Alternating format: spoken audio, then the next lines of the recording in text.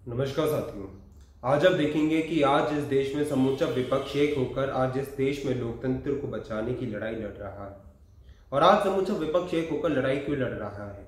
आज समूचा विपक्ष एक होकर लड़ाई इसलिए लड़ रहा है क्योंकि आज जब एक जन नेता संसद में मोदी सरकार की आंखों में आंखें डालकर जब उनसे सवाल पूछते अडानी के ऊपर, तो उस जन नेता को संसद से बाहर निकाल दिया जाता है। तो आज इस देश में लड़ाई लोकतंत्र की हत्या बनाम आज इंडिया है।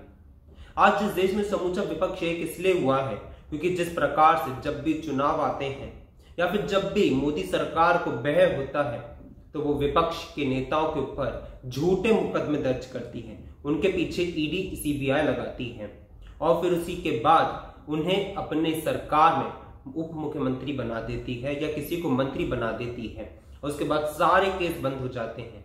तो किस प्रकार से सरकारी संस्थाओं का दुरुपयोग हो रहा है बनाम इंडिया है लड़ाई।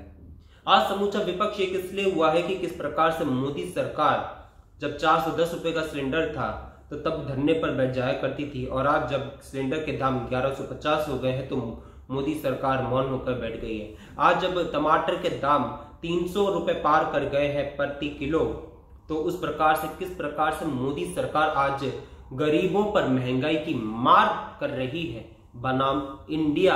आज ये लड़ाई है।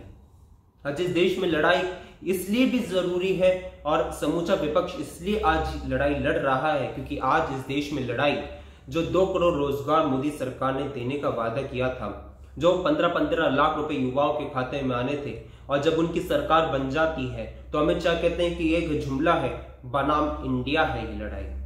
तो साथियों, आज आप देखेंगे कि जब विपक्ष ने जब अपने इस अलायंस का नाम घोषित किया कि उनके अलायंस का नाम इंडिया होगा, तो किस प्रकार से आज आप देखेंगे कि भाजपा के नेता बौखला गए हैं और बौखलाहट में पता नहीं क्या क्या कहते हैं।